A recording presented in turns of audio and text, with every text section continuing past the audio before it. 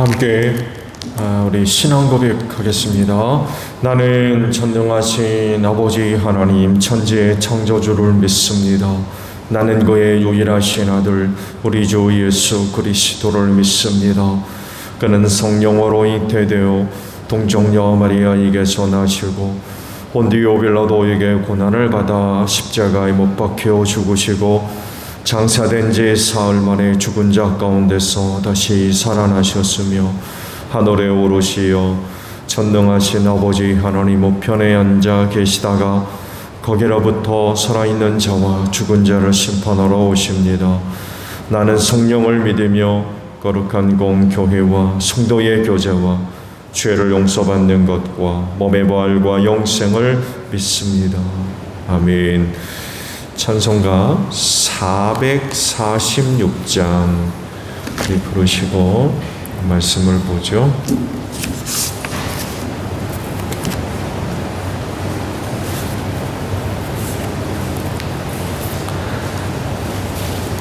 (446장) 우리 부르시고 말씀을 봅니다. 춤성회는 참 기쁨 없도다. 날 사랑하신 주 늘 계시옵소서. 기쁘고 기쁘도다. 항상 기쁘도다. 나 주께 왔사오니 복 주옵소서. 나 주께 왔으니 복 주시옵소서. 주 함께 계시면 근심염이기네. 기쁘고 기쁘도다. 항상 기쁘도다. 나 주께 왔사오니 복 주옵소서. 주 떠나가시면 내 생명 헛되네. 기쁘나 슬플 때 늘 계시옵소서. 기쁘고 기쁘도다. 항상 기쁘도다. 나 주께 왔사오니 복 주옵소서. 그 귀한 언약을 이루어 주시고 주 명령 따를 때 늘 계시옵소서. 기쁘고 기쁘도다. 항상 기쁘도다. 나 주께 왔사오니 복 주옵소서. 아멘. 말씀을 봅니다. 사사기 1장 22절에서 마지막 절까지 보겠습니다. 사사기 1장 22절로 마지막 36절까지 있는 말씀을 봅니다. 요셉의 집안 역시 베델을 치러 올라갔다. 주님께서 그들과 함께 계셨다. 요셉 가문이 베델을 정찰하였는데 그 성읍 이름이 전에는 루스였다. 정찰병들이 그 성읍에서 나오는 한 사람을 붙들고 말하였다. 성읍으로 들어가는 길이 어디인지 알려주십시오. 은혜는 잊지 않겠습니다. 그 사람이 정찰병들에게 성읍으로 들어가는 길을 일러주니 그들은 그리로 가서 그 성읍을 칼로 무찔렀다. 그러나 그 남자와 그의 가족은 모두 살려보냈다. 그 사람이 햇사람의 땅으로 가서 한 성읍을 세우고 그 이름을 루스라 하였는데 오늘날까지도 그 이름으로 불린다. 므낫세 지파가 벳산과 그 주변 마을들과 나낙과 그 주변 마을들과 돌과 그 주변 마을들과 이블라함과 그 주변 마을들과 무깃도와 그 주변 마을들의 산 주민을 몰아내지 못하였으므로 가나안 사람들은 그 땅에서 살기로 마음을 굳혔다. 그런데 이스라엘 백성은 강성해진 다음에도 가나안 사람을 모조리 몰아내지 않고 그들을 부역군으로 삼았다. 에브라임 지파가 게셀에 사는 가나안 사람들을 몰아내지 못하였으므로 가나안 사람이 아직도 게셀에서 그들 가운데 섞여 살고 있다. 스불론 지파가 기도론의 주민과 나알롤의 주민을 몰아내지 못하였으므로 가나안 사람들이 그들 가운데 살면서 부역군이 되었다. 아셀 지파는 악고의 주민과 시돈의 주민과 알랍과 악십과 헬바와 아벡과 르읍의 주민을 몰아내지 못하였다. 아셀 지파가 그 땅의 주민이 가나안 사람과 섞여 산 까닭은 그들을 쫓아내지 못하였기 때문이다. 납달리 지파는 벳세메스 주민과 베낫 주민을 몰아내지 못하고 그 땅의 주민인 가나안 사람과 섞여 살면서 벳세메스와 베낫 주민을 부역군으로 삼았다. 아모리 사람은 단지파 자손을 힘으로 산간지방에 몰아넣어 낮은 지대로 내려오지 못하게 하였다. 그리고 아모리 사람은 헤레스 산과 아엘론과 사알빔에 살기로 마음을 굳혔으나 요셉 가문이 강성하여지니 그들은 요셉 가문의 부역군이 되었다. 아모리 사람의 경계선은 아그라빔 비탈에 있는 바위에서부터 그 위쪽이다. 아멘. 오늘 아침에는요 28절에 있는 말씀을 함께 나누려고 합니다.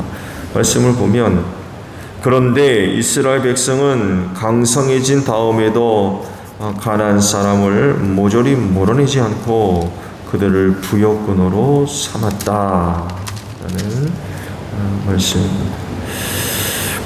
오늘 주신 그 말씀도 가나안 정복을 어떻게 해 나갔느냐라는 것을 말씀하죠. 성공과 실패를 비교하면서 기록이 되어졌죠. 중요한 관점은 여호수아 사후에 가나안에 입성한 이스라엘이 보여주고 있는 모습이에요. 그건 이렇게 표현될 수 있을 것 같아요. 먼저는 불순종입니다. 또 다른 하나는 불신앙이고요. 왜냐하면 가나안 정복 전쟁을 하나님의 뜻대로 하지 않기 때문에 그렇습니다. 그래서 여호수아 사후 죽은 이후 이스라엘 백성들이 보여주는 모습을 보게 되면 불순종해요. 하나님께서 하라 하는 대로 안 하고 있는 거예요. 그 원인은 역시 불신앙, 하나님을 믿지 않는 데서부터 시작을 합니다. 아브라함에게 그 가나안 땅을 주겠다고 그러셨죠. 너와 네 자손에게 이 땅을 주겠다 라고 말씀을 하시면서 아직 그 가나안 땅이 죄악으로 가득 차지 않았다, 그런 그 말씀을 하시죠.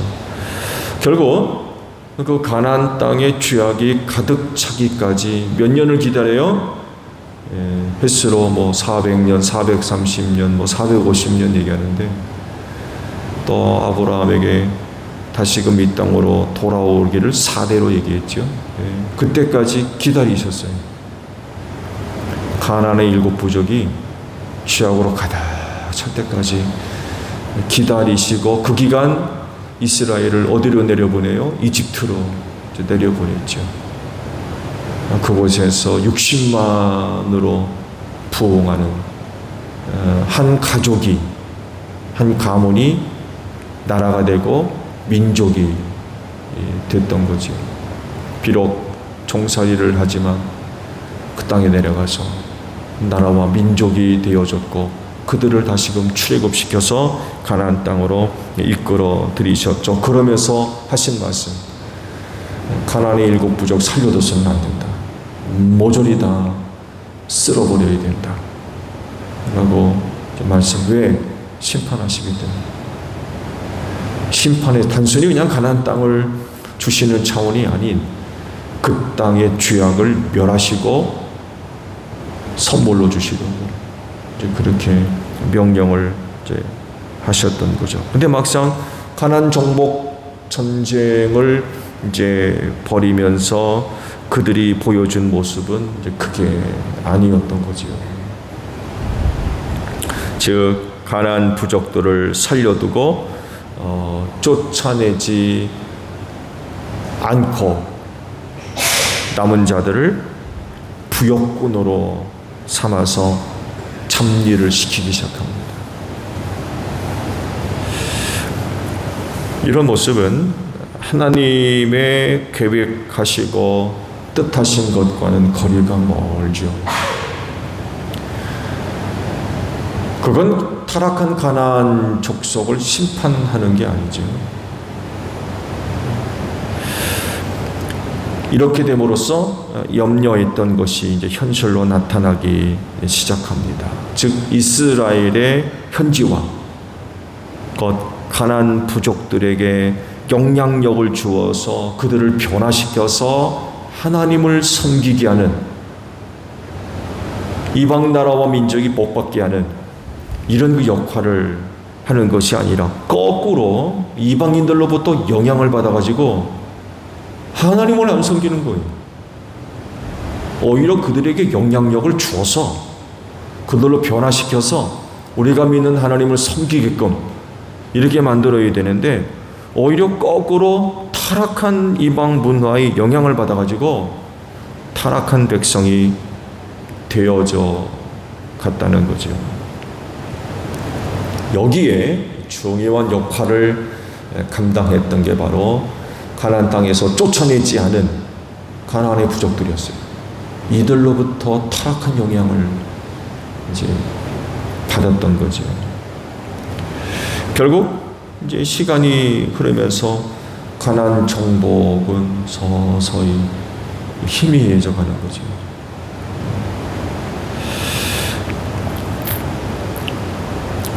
하나님의 뜻대로 가나안의 부족을 멸하고 쫓아내는 것보다는 그들을 데리고 일시키는 게 현실적이었던 것 같아요. 왜? 그렇게 하고 보니까 좋거든요. 그들을 데리고 살면서 부역시키는 것이 쫓아내는 것보다는 훨씬 유익이 된단 말이에요. 사실 누군가를 부역꾼으로 삼아 일을 시키면 직접 하는 것보다는 훨씬 낫잖아요.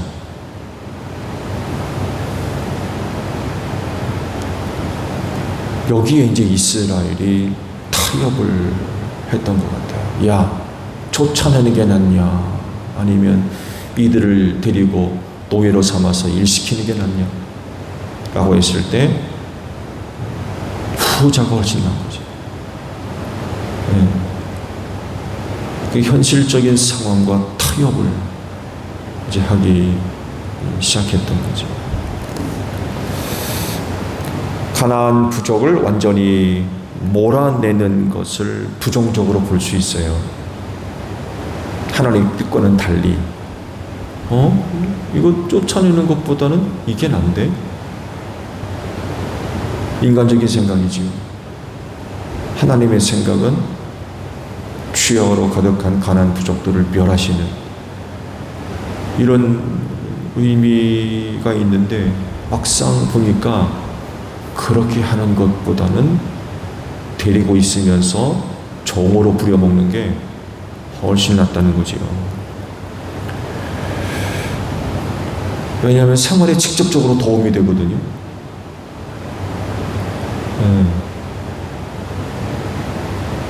내가 먹고 살 일을 위해서 땀 흘려야 되는데 가나안의 부족들을 데리고 노예로 삼아가지고 일시키는 게 훨씬 쉽거든요. 그들을 쫓아내느라고 위협이나 위험을 사수하지는 않아도 되잖아요. 그들을 쫓아내려면 칼 들어야 되는데 그렇잖아요. 왜 위험을 무릅써요? 차라리 그런 미역보다는 데리고 있으면서 노예로 쓰는 게 훨씬 더 나은 거죠. 사서 고생 안 해도 되고.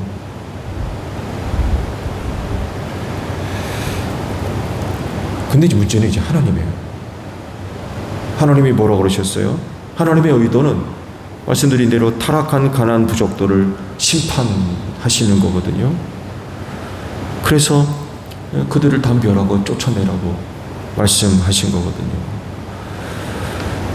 그리고 그렇게 하지 않으면 너희가 그 일로 인하여 걸려 넘어질 거다 그랬어요.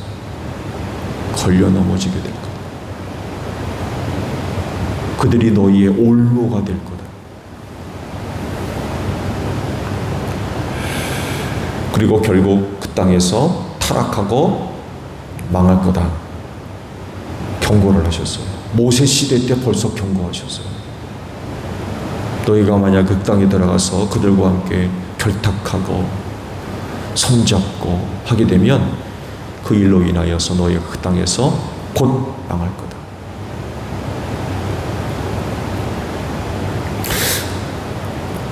이 둘 중에 실질적으로 이스라엘에게 유익이 되는 게 뭘까요?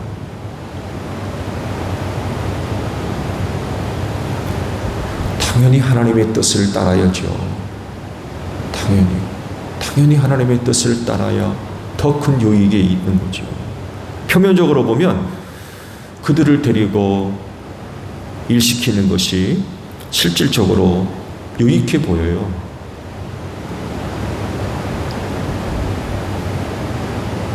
가나안을 뭐라고 말씀하셨어요? 젖과 꿀이 흐르는 땅이라고 그랬어요. 가나안의 부족들을 쫓아내지 않고 노예로 부려먹으면서 젖과 꿀을 쉽게 딸 수 있고 얻을 수 있는, 이것처럼 효과적인 얘기 없는 거죠. 그거 하느라고 내가 땀 흘릴 필요도 없고 위험을 무릅쓸 필요도 없고 그들을 데려다가 꿀 따는 일에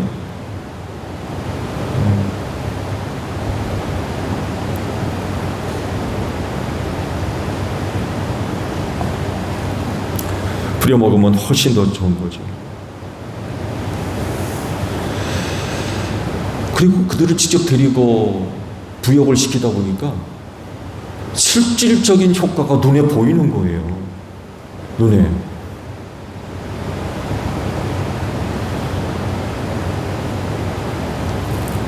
근데요, 가나안은 하나님의 은혜로 사는 땅입니다. 가나안은 그러게 그들을 데리고 부역시켜서 젖을 얻고 꿀을 따는, 그래서 사는 곳이 아니라 가나안은 하나님의 은혜로 사는 땅이에요. 하나님의 은혜로 살려면 어떻게 해야 돼요? 순종해야 돼요. 하나님께서 하라 하시는 대로 순종하며 살아야 돼요.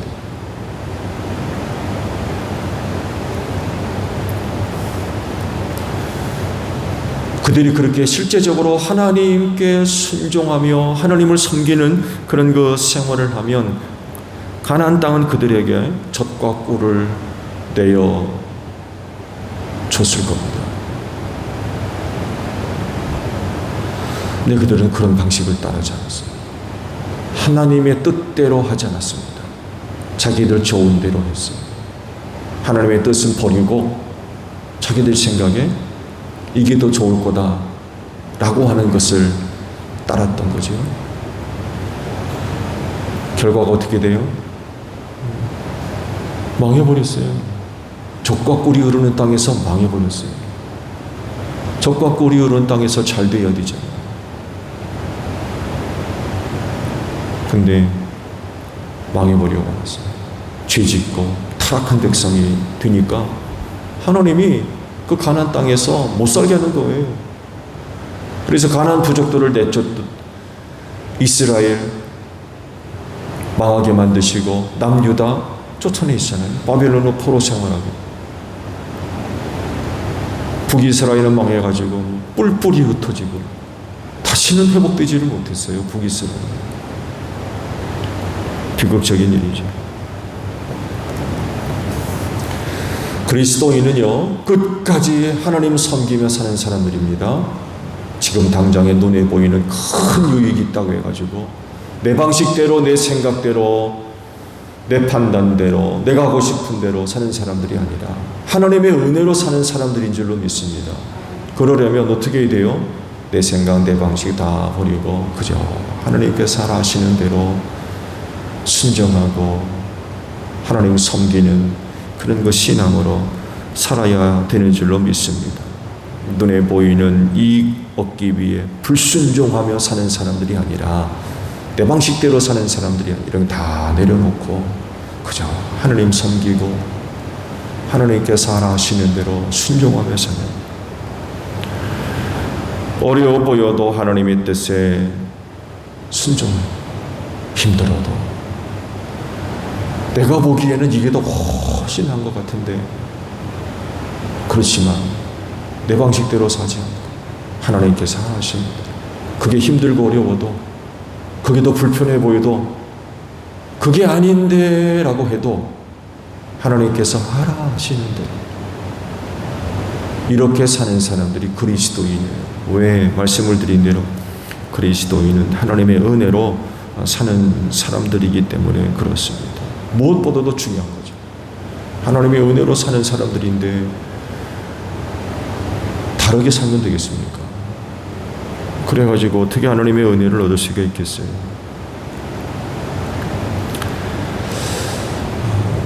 그럴지 내 오늘 하루도 우리의 연약함을 아셔서 붙들어 주시고 또 필요한 것, 또 부족한 것 아셔서 채워주시고 또 공급해 주시는 은혜가 틀림없이 있을 줄로 믿습니다. 이 마지막 때는 이렇게 살아야 됩니다. 하나님의 은혜로 살아야 됩니다.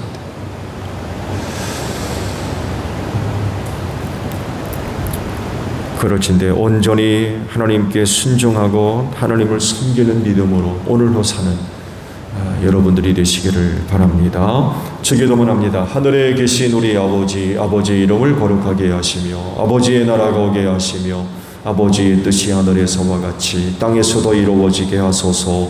오늘 우리에게 일용할 양식을 주시고 우리가 우리에게 잘못한 사람을 용서하여 준 것 같이 우리 죄를 용서하여 주시고 우리를 시험에 빠지지 않게 하시고 악에서 구하소서. 나라와 권능과 영광이 영원히 아버지의 것입니다. 아멘. 기도하겠습니다.